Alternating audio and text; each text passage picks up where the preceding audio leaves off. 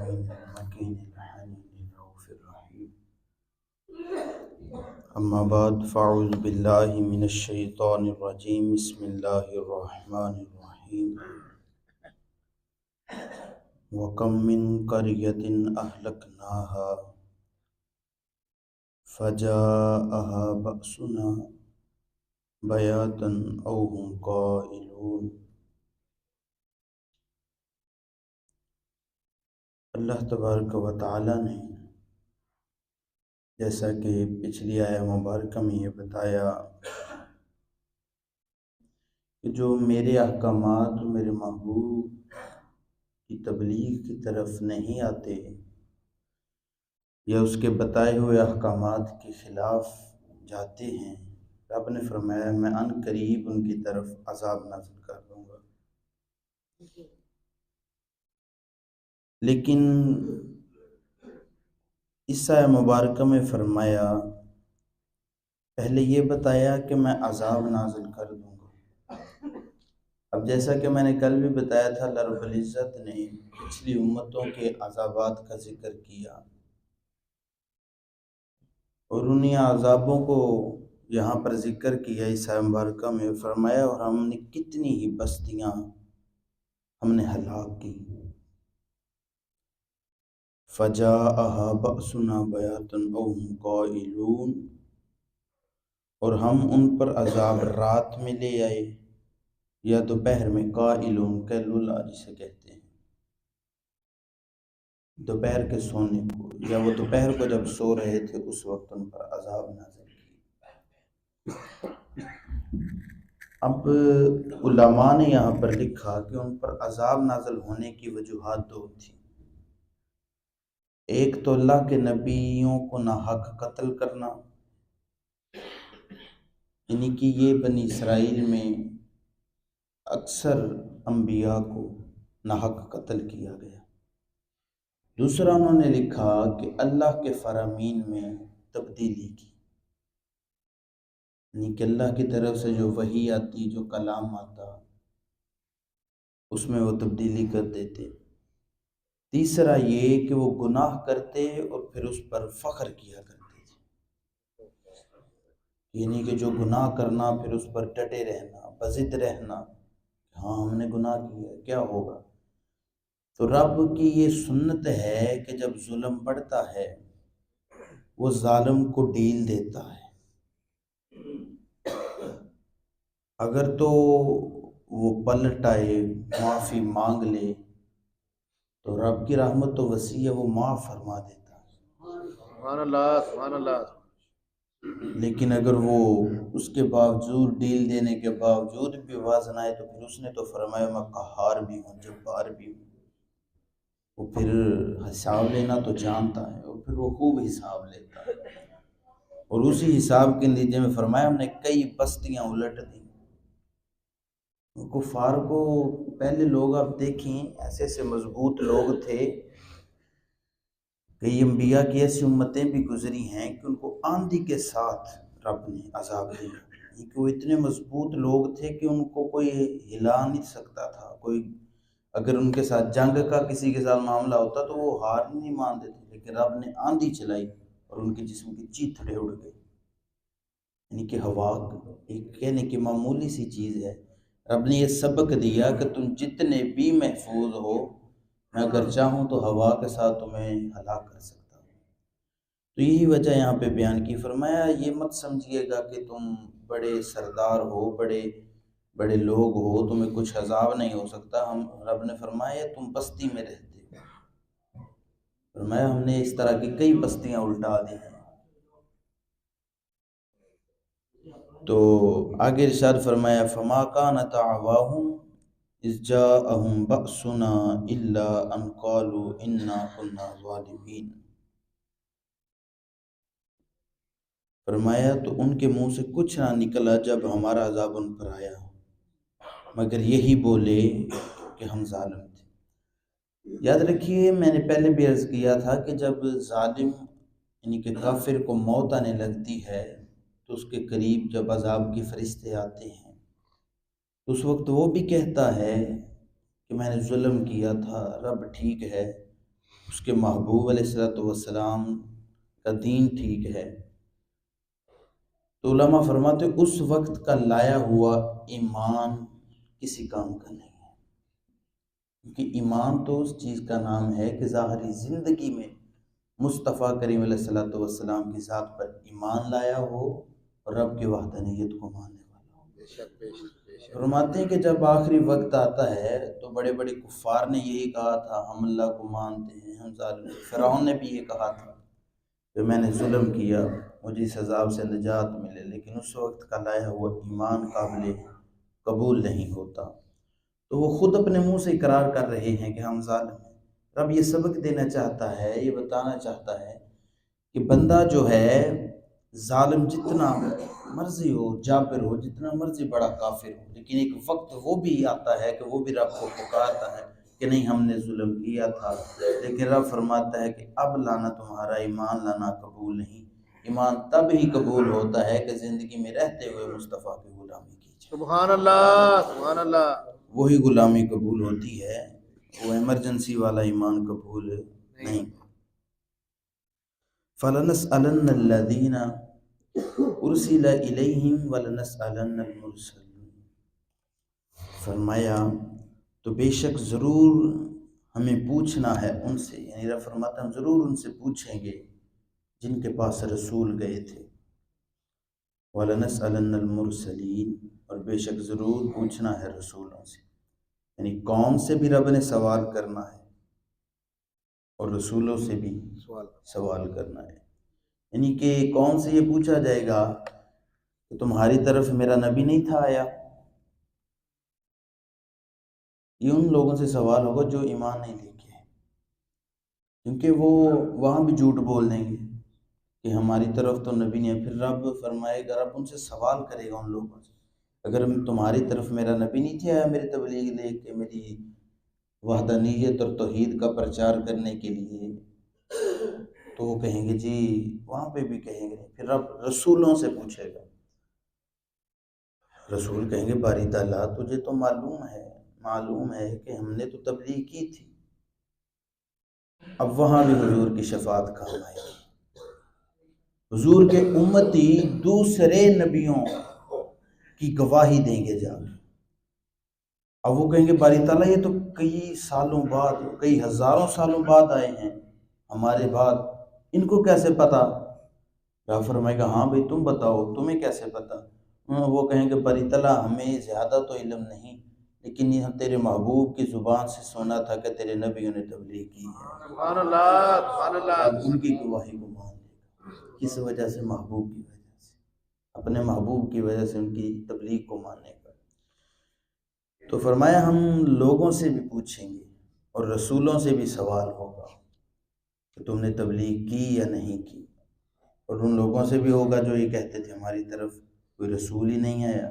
یہی وجہ تھی اللہ رب العزت نے، کیونکہ آپ تاریخ عرب پڑھیں تو بت پرستی عروج پر پہنچ چکی تھی جب مصطفیٰ کریم علیہ السلام تشریف لائے، کیونکہ بنی اسرائیل میں تو کئی ہزار لاکھوں انبیاء بنی اسرائیل میں، حضور ہی صرف عرب میں نبی بن کر تشریف لائے، تو عرب والے یہی کہا کرتے تھے پہلے نبیوں کو تو کتابیں ملی ہیں، اگر ہمارے پاس بھی کتاب ہوتی تو ہم اس سے صحیح طرح عمل کرتے، جیسا کہ سابقہ آیات میں گزرا، تو رب نے ان کی طرف قرآن بھی اتارا، اپنا محبوب بھی اتارا، سبحان اللہ تاکہ ان کے سبحان پاس اللہ۔ کوئی حجت نہ باقی رہے، کوئی دلیل باقی نہ رہے کہ وہ یہ نہ کہہ سکے یا ہماری طرف صرف نبی ہے یا کتاب نہیں تھی، یا کتاب بھیج دی ہے نبی نے تبلیغ نہیں کی۔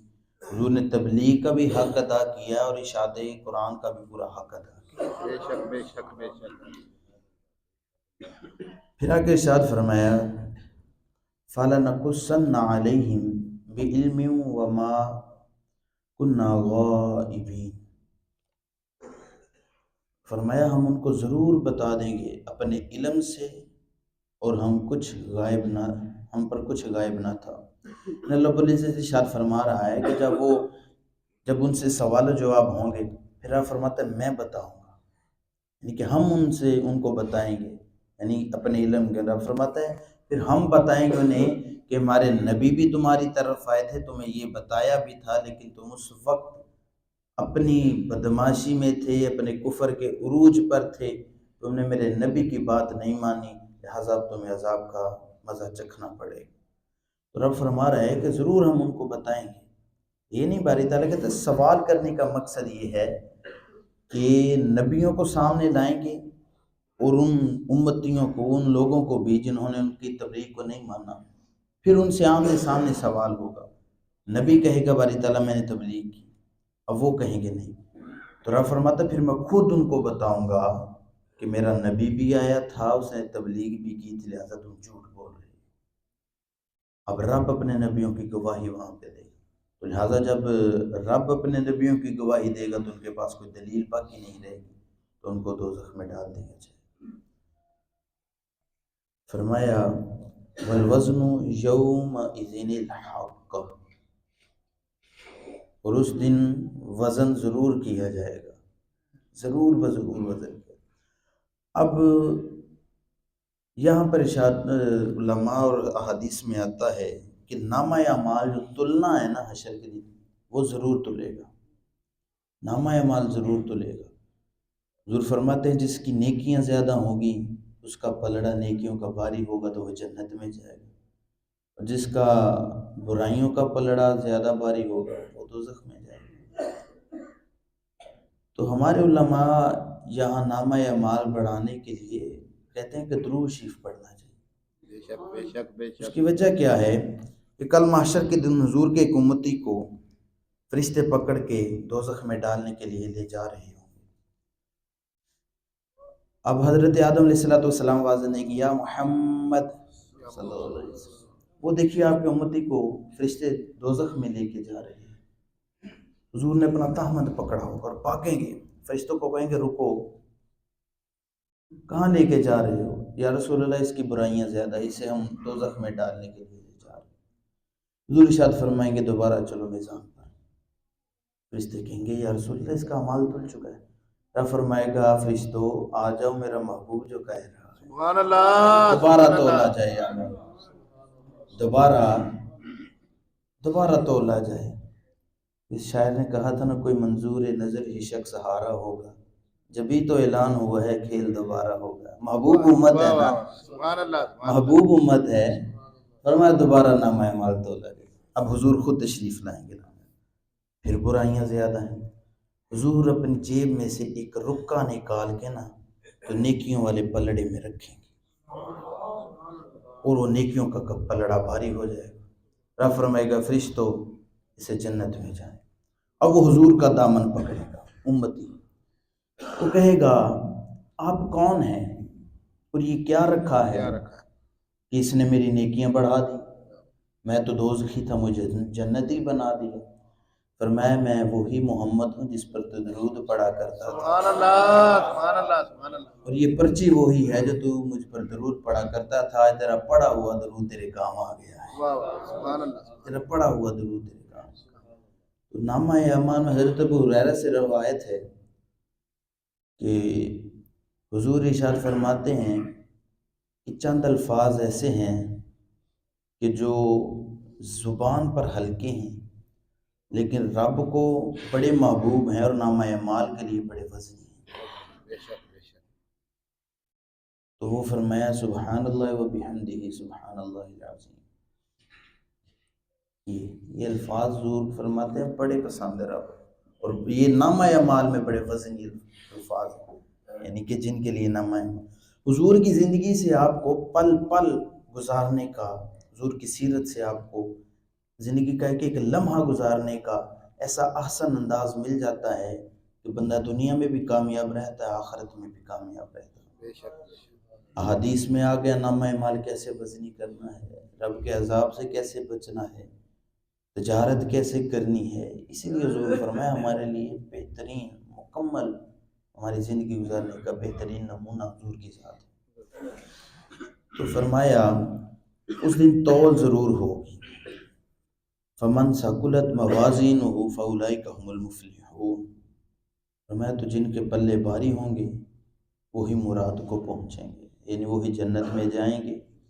ومن خفت موازینہ فاولئک الذین خسروا انفسهم بما كانوا بآياتنا یظلمون، اور جن کے پلے ہلکے ہوں گے تو وہی ہیں جنہوں نے اپنی جانیں گاٹے میں ڈالی ان زیادتیوں کا بدلہ جو ہماری آیتوں پر کرتے تھے۔ یہ وہی بات ہے جو پہلے میں نے عرض کی۔ اللہ رب العزت نے ارشاد فرمایا کہ جن کے نامہ اعمال کم ہوں گے نا، تھوڑے ہوں گے، یعنی کہ نیکیاں کم ہوں گی اور برائیاں زیادہ ہوں گی، فرمایا یہ ان کا اس چیز کا بدلہ ہے کہ وہ جو ہماری آیتوں کے ساتھ ظلم کیا کرتے تھے، یہ آیتوں کو مانتے نہیں تھے، اگر ماننا ہے تو اپنی مرضی کی مان لی، اگر کوئی دیکھا ہمارے خلاف اسے بدل دیا۔ فرمایا یہ ان آیات کو، اور علماء نے یہاں پر لکھا، امام راضی نے یہاں پر ارشاد فرمایا، وہ فرماتے ہیں اس آیات مبارکہ سے مراد یہ بھی ہے کہ اللہ کے احکام کو ٹھکرا دیا، اللہ کی بھیجی ہوئی نشانیوں کو ٹھکرا دیا۔ فرمایا جب وہ رب کی دی ہوئی چیزوں کو ٹھکراتا ہے، اور یہ رب کی سنت سمجھ لیا، رب اگر ایک مرتبہ بندے کو دیتا ہے نا، اگر بندہ اس کی ناشکری کر لے، یعنی اس چیز کی قدر نہ کرے، تو رب وہ چیز دوبارہ بندے کو نہیں دیتا۔ ایک بار وہ دیتا ضرور ہے بندے کو، جو بھی چیز ہو جو اس کے لیے ٹھیک ہو، اگر بندہ اس کی قدر کر لے تو رب اس کو اور عطا فرما دیتا ہے، لیکن اگر وہ نہ قدری کرے، نہ شکری کرے، تو فرمایا پھر ہم اسے دوبارہ نہیں دیتے۔ فَاذْكُرُونِي أَذْكُرُكُمْ وَاشْكُرُوا لِي وَلَا تَكْفُرُونِ، یہ کہ فرمایا شکر ادا کرو اور کفر نہ کرو۔ تو وہی رب نے یہاں پر ارشاد فرمایا انہوں نے ہماری آیتوں کو جھٹلا دیا، لہٰذا وہ دوزخ میں جائیں گے۔ اور آگے ارشاد فرمایا وَلَقَدْ مَكَّنَّاكُمْ فِي الْأَرْضِ وَجَعَلْنَا لَكُمْ فِيهَا مَعَائِشَ قَلِيلًا مَا تَشْكُرُونَ، اور بے شک ہم نے تمہیں زمین میں جماؤ دیا اور تمہارے لیے اس میں زندگی کے اسباب بنائے، اور بہت کم ہے جو شکر کرتے ہیں۔ دیکھیے جب انسان کو، حضرت آدم علیہ السلام کو رب نے دنیا میں بھیجا تو دنیا میں تو کچھ بھی نہیں تھا، پھر جب سب کچھ بنا، پھر وہ حضرت نوح علیہ السلام کا طوفان آیا، پھر سب کچھ تباہ ہو گیا، یعنی کہ ان کی کشتی میں ایک ایک جانوروں کا جوڑا تھا، انسانوں کے جوڑا تھا کہ نہیں، جو بچے تھے لوگ ان کی ماننے والے پیروکار تھے، وہاں سے دوبارہ زندگی شروع ہوئی تھی۔ تو رب نے فرمایا دیکھو اتنا عروج پر دنیا آئی، پھر میں نے تباہ کیا، اب پھر وہ عروج پہ آئی، تو فرمایا دنیا میں تمہیں جماؤ دیا ٹھہرنے کے لیے، یعنی کہ جہاں انسان کے زندہ رہنے کے اسباب ہوں گے بندہ وہیں رہے گا، کھانے پینے کی چیز باقاعدہ میسر ہوگی، اس کی زندگی کے اسباب، زندگی کے جو معاملات ہیں گزارنے کے لیے اس کے پاس چیزیں ہوں گی، تو وہ اس دنیا میں زندہ رہ سکتا ہے، ٹھہر سکتا ہے۔ تو فرمایا اس دنیا میں تمہیں جماؤ دیا، ٹھہراؤ دیا کہ تم ٹھہرو، ہر چیز عطا کی جو تمہارے لیے ضروری تھی، پانی دیا، ہوا دی، آکسیجن دی، ہر چیز، کھانے پینے تک کی چیزیں دی۔ فرمایا اس دنیا میں تمہیں ٹھہراؤ دیا، جماؤ دیا، اور تمہارے لیے اس زندگی کا سبب بنائے۔